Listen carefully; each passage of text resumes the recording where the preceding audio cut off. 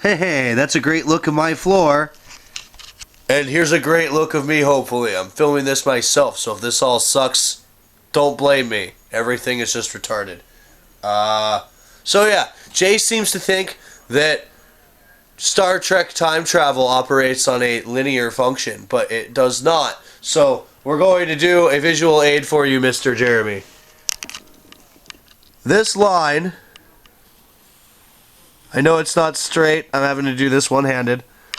This line represents the timeline. The timeline is what happens. So for sake of argument, we're going to call right here when Romulus explodes and Nero gets all pissed off, and we're going to call this one over here, we're going to call this the late 19th century when Data inspired Mark Twain to do some of his best work. So, when someone goes back in time in Star Trek, regardless of where it's from, if they make a change, it does not alter the line they're on, because Star Trek operates on alternate timelines. So what would happen is it makes a new branch, and the timeline continues on from there. Now, if you try to move forward in time after making this branch, you will only be going forward on that line. But if you go back far enough, you will actually end up at the beginning of the branch of the timeline.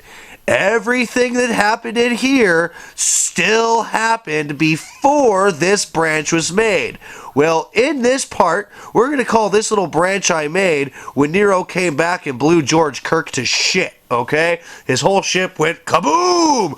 But what we're going to do is we're going to look at everything else here, all right? 1984, Fat Kirk kidnapped some whales and took them back to time on that timeline right here, okay?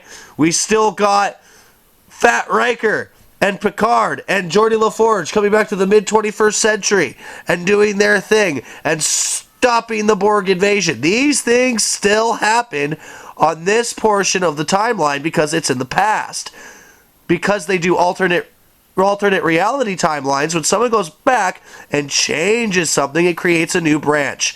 What still happened here still happened. So, despite the fact that we're not going to get the next generation that we know and love, that we're not going to get, the Voyager that we know and love, there's still moments in the past where those same people came back and did things, even according to this timeline. But you see, the thing is, they were done incognito, so nobody knows they did it, but it still happened. Now, if it were linear, which a really good example for that is Back to the Future. Back to the Future is a linear timeline. While yes, Doc Brown talks about the alternate reality thing with we got a branch, that still applies, but at the same time, if you change the events of the future that affect the events of the past, then yes, the past is affected and the whole damn timeline gets fucked. But Star Trek time travel is not Back to the Future time travel. Star Trek time travel operates on the fact that there are millions upon millions of timelines, and they do intersect.